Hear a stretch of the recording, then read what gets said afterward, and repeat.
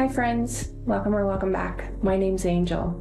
During these winter months, I've been looking to designer sites and particularly Magnolia to get some much needed inspiration, while, as you know, doing what I love most, thrifting and tossing in a few DIYs to get that designer and curated look at a much lower price point.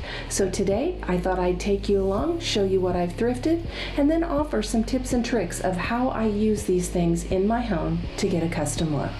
Decorative items are always something that I enjoy trying to find that are unique when I'm out thrifting. So when I came across this large bag of faux fruit for $7.99 at a Goodwill, I grabbed it right up.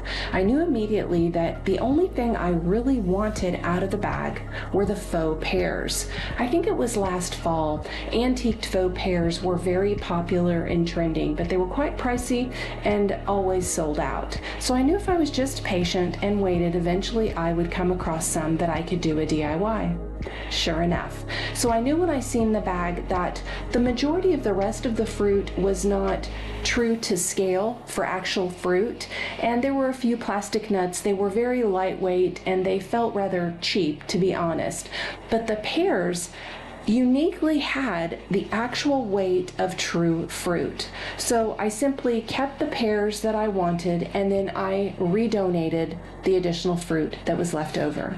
This was a super easy DIY. After a quick clean, I turned to my trusty antiquing wax and simply added some dark wax to this faux fruit. If you are an avid DIYer and thrifter, I can't tell you enough or stress enough that you need to have antiquing wax and rub and buff in your arsenal. Antiquing wax doesn't necessarily give it an antiqued look, but it offers a lot of warmth and depth. And this is something that makes items look a bit more expensive because it gives them dimension and it adds texture.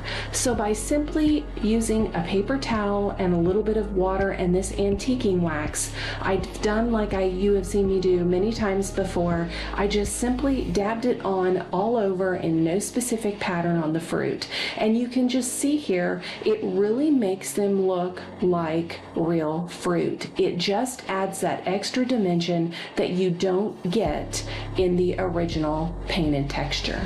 This took just minutes and will be a decorative item that I can use throughout the season, spring, summer, and well into fall. And they just add such character. A trend that we've been seeing last year and that is carried over again this year is scallops on everything, as well as these warm textures and tones in metals. So I've been looking for a while for a rectangular tissue box to use for a DIY in my laundry room. So when I came across this one at Goodwill, it was $3.99 and half off. It checked all the boxes. I loved the scallop detail and the tiny little feet that were at the bottom. So I thought that it would be perfect for what I had in mind. Certainly this could have been used for its intended purpose, tissues, but here's where I want to challenge your thinking. Something about this really made me feel like it could have come from the Magnolia collection, but I wanted to use it differently. Think about your decorative items and things you use every day in a multi-purpose fashion. I like to decant all of my items that I use daily that aren't very aesthetically pleasing in their package into things that bring me more joy. Glass jars, things of that nature. So I decided to give this a refresh, to give it that beautiful antiqued brass magnolia look, and use it in my laundry room for my dryer sheets. It just makes going in there to do a load of laundry feel a little bit more special. Vases and pottery are something that our designer friends keep hitting out of the park, and Magnolia is no exception. Using them in beautiful shelving or with greenery, they offer such versatility and just texture to your surroundings. So I keep a list of what I'm looking for handy, and when I'm out thrifting, I try to be intentional about looking for those particular pieces. So on a recent trip, I was really surprised to find this beauty. I loved the double handle detail and particularly the coloring and the price at $7.99. This was one of those rare instances where for me, the color, shape, and size was exactly what I needed, and it just needed a good cleaning cleaning and I could be ready to style. Vases offer such versatility, and we'll talk about that later on in the video, of how you can style these with or without greenery, independently, or with multiples. This one had a beautiful green patina after I cleaned it and made for a great statement in my living room.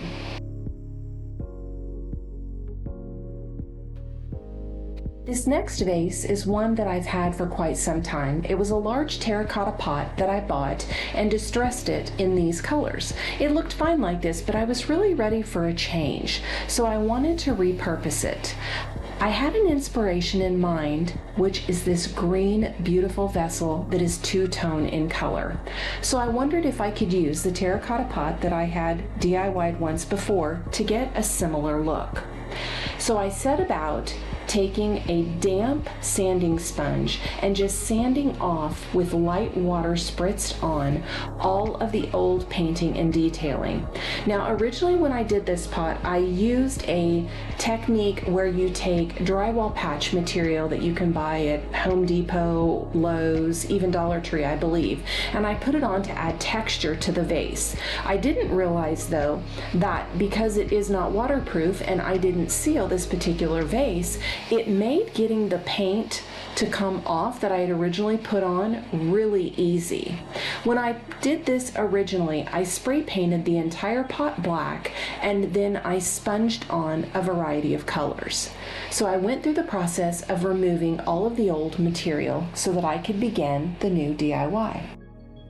So once the pot was totally cleaned and dried, I was left with a little bit of the colored paint and part of this drywall mud that you see that is still white. And I was fine with that. I thought it added a little bit of texture and variety. And of course we still had the black base, which I was fine with as well. The colors that I chose to try to duplicate my inspiration paint were terracotta, raw umber, and black. This was what I was going to use to try to get that terracotta texture to the bottom of our inspo piece. So I simply mixed the colors here. It was probably about 2 parts terracotta and 1 part burnt umber. This is absolutely your call. I knew I wanted it to be a bit darker and richer, and you could use any colors you wanted. So I just kept mixing until I got it to the right color consistency. Then I wanted to add in a little bit of baking soda. I really wanted the terracotta to have that authentic stone texture to it. So I just dumped in and continued to mix the baking soda until it had the texture and consistency that I wanted.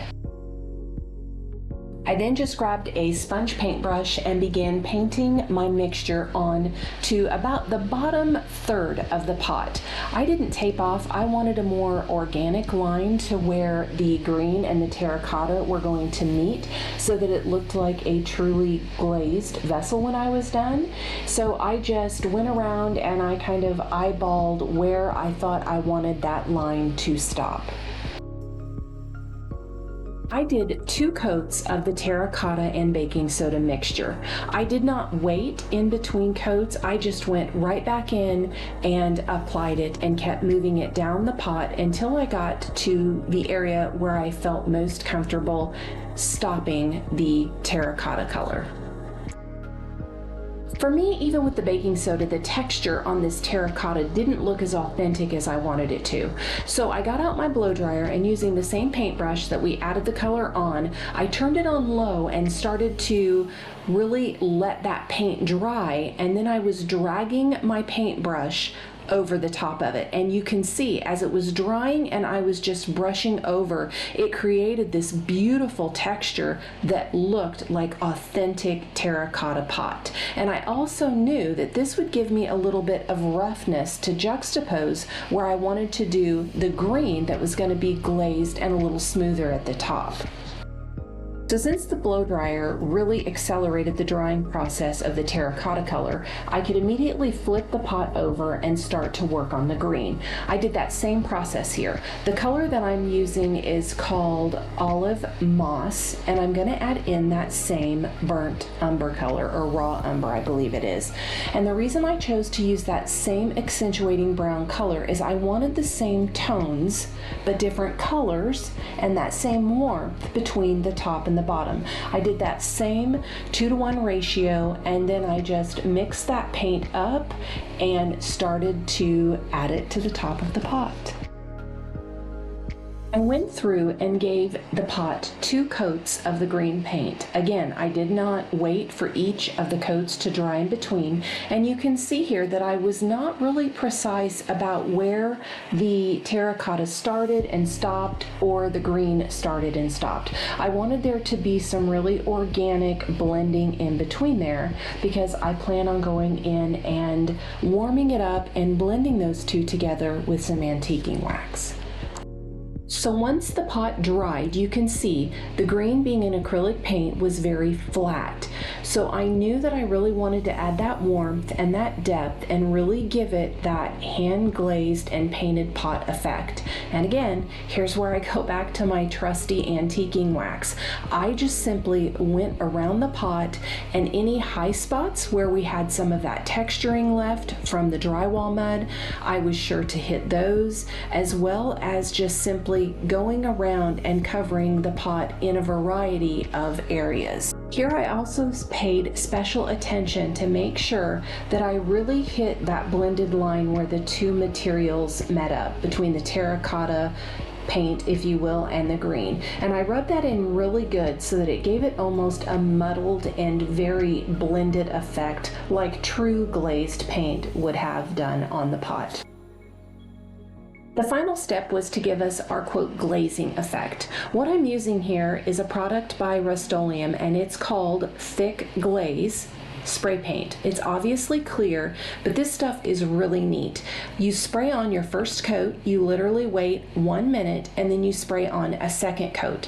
When you spray it on, you'll see here that it looks like it's almost spotted, but then as it begins to dry, it smooths out and gives you what truly appears to be a glazed effect. I only did the top of my pot, just like our inspiration.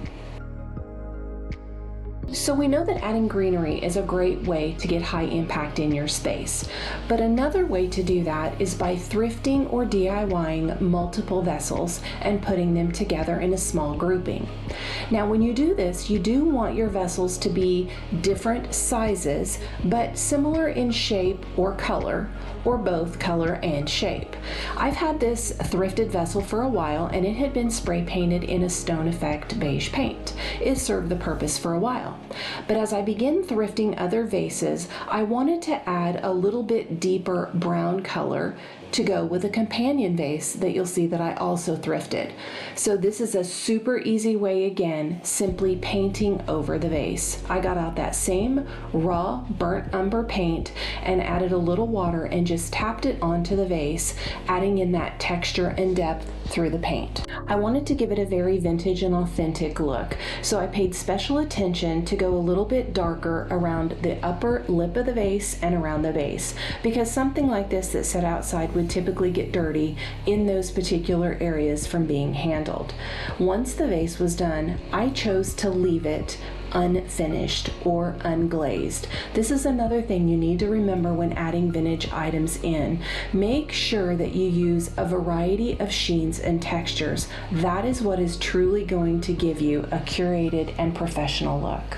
Wall art is another thing that you can thrift for or do some really creative DIYs that will give you a great impact and can look very designer and high-end. We've seen with Magnolia and other designers placing of a smaller size picture in a larger frame.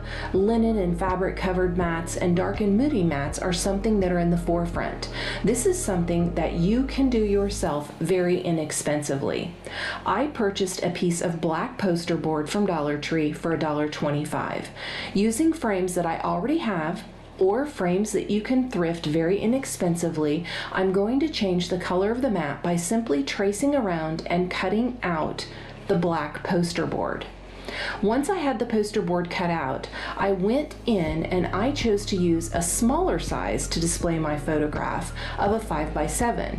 I think this just gives it a really custom look, and it's really something that we're seeing a lot of the designers do, and it's a high impact for a very low cost.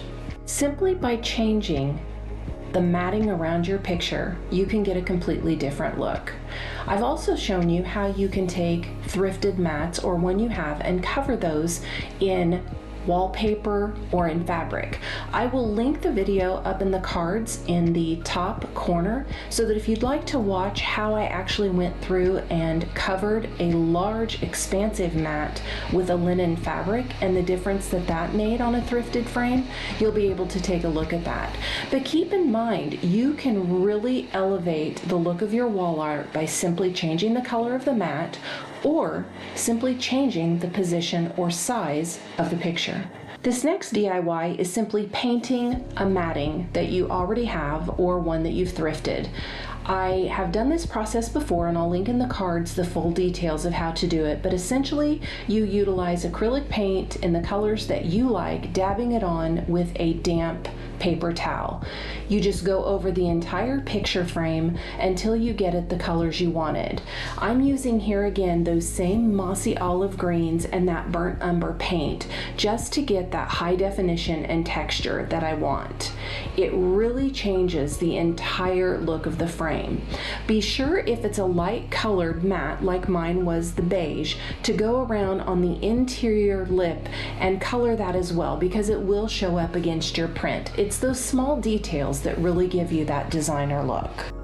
And the final step for this is back to our antiquing wax. Once again, just going in and dabbing on the antiquing wax just to give it that extra depth and definition that we're looking for.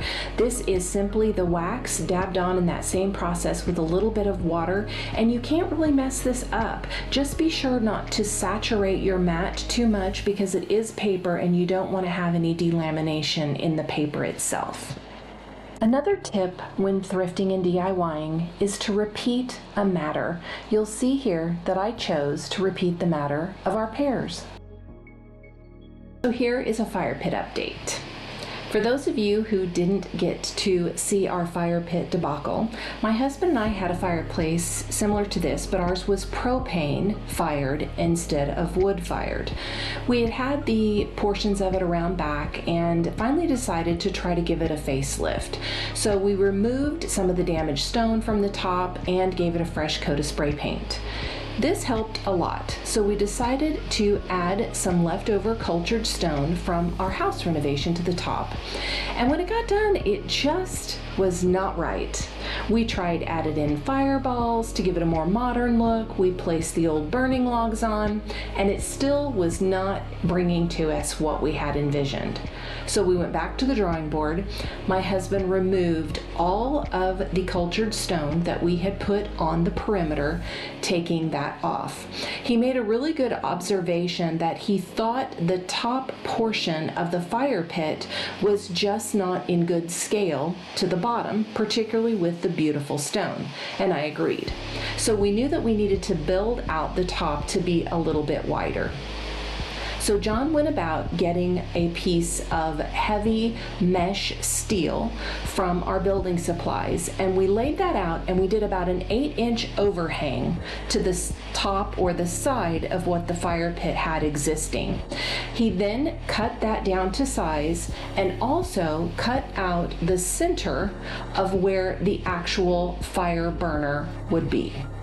Then we began laying out the cultured stone in rather a puzzle piece display. We basically just laid it all out, trying to fit those as tight as possible to eliminate so there would not be large grout lines, therefore giving it a lot more structural integrity. When the stones overhung, John went back in and trimmed those off and cut those down so that they were a perfect square or rectangle in the center. He then glued those on in the same process, and he went back in after all of that dried and grouted in between all of the stones so that it gave it a really professional look. By doing this, we also secured the stone to the steel, again making it one conformed piece. After he had that mortar down in there, he went through using a brushing method just to give it a little bit of texture and allow it to settle in between each of the stone, giving a very